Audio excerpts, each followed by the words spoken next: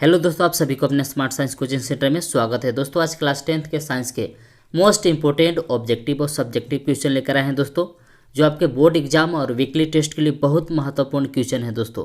तो चलिए दोस्तों क्वेश्चन के फटाफट से देख लेते हैं।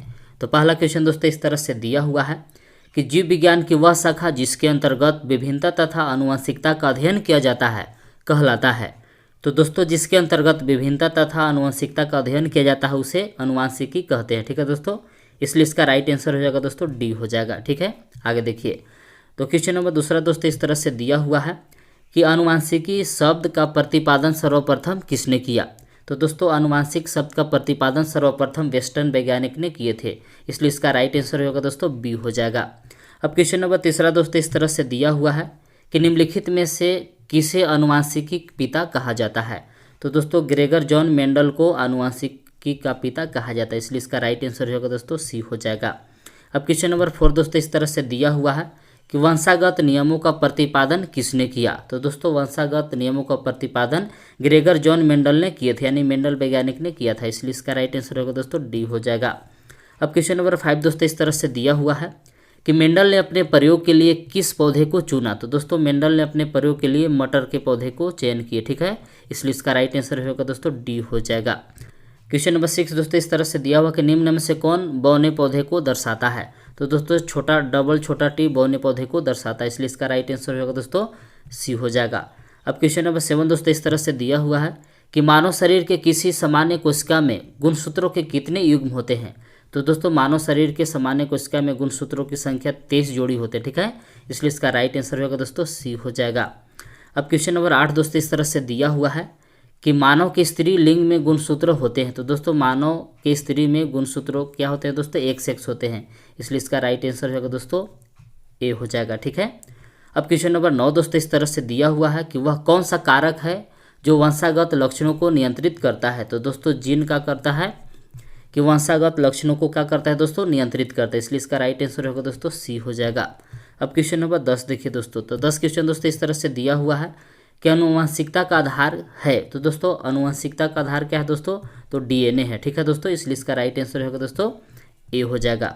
अब क्वेश्चन नंबर 11 से दोस्तों यहाँ क्या क्वेश्चन है, सब्जेक्टिव क्वेश्चन है, देखिए आप लोग ध्यान से।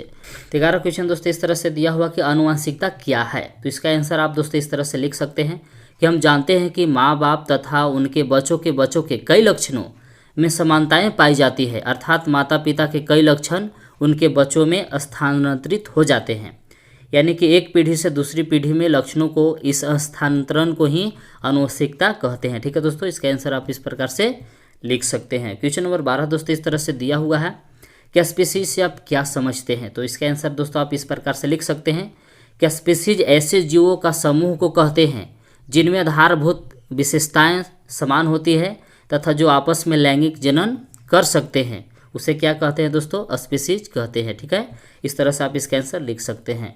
क्वेश्चन नंबर 13 दोस्तों इस तरह से दिया हुआ कि मेंडल ने अपने प्रयोग के लिए मटर के पौधे का चयन क्यों किया। तो इसका आंसर दोस्तों आप इस प्रकार से लिख सकते हैं कि मेंडल ने अपने प्रयोग के लिए मटर के पौधे का चयन किया क्योंकि यह आसानी से उपलब्ध था। दूसरा, इनमें विभिन्न आकार के तथा विभिन्न प्रकार के बीजों वाले पौधे उपलब्ध थे।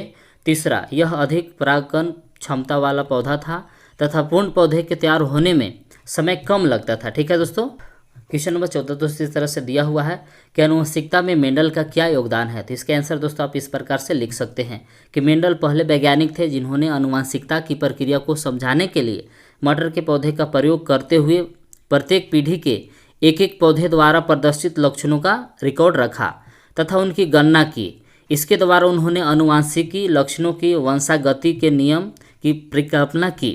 उन्होंने यह प्रतिपादन किया कि वंशागत लक्षण प्रभावी या अप्रभावी हो सकते हैं या कुछ लक्षण स्वतंत्र रूप से वंशागत होते हैं। ठीक है, अब क्वेश्चन नंबर आगे देखिए दोस्तों, तो क्वेश्चन नंबर 15 दोस्तों इस तरह से दिया हुआ है कि जीन क्या है, जीन कहाँ स्थित होते हैं, आनुवंशिकता में इसकी क्या भूमिका है।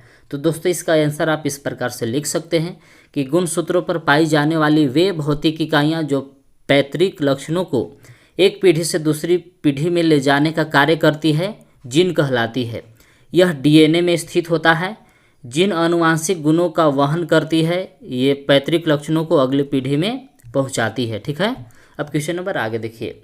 तो क्वेश्चन नंबर 16 दोस्तों इस प्रकार से लिखा हुआ है कि लिंग निर्धारण किसे कहते हैं, मानव में लिंग निर्धारण कैसे होता है। तो इसका आंसर आप इस प्रकार से लिख सकते हैं कि किसी शिशु के जन्म से पूर्व उसके नर अथवा मादा होने की भविष्यवाणी करना लिंग निर्धारण कहलाता है। पिता में एक्स वाई तथा माता में XX गुणसूत्र होते हैं, इसलिए पिता द्वारा दिया गया Y गुणसूत्र बच्चे का लिंग निर्धारण करता है। जब पिता पक्ष से X गुणसूत्र सम्मिलित होता है तो लड़की जन्म लेती है, और जब पिता पक्ष से Y गुणसूत्र सम्मिलित होता है तब लड़का जन्म लेता है। ठीक है दोस्तों।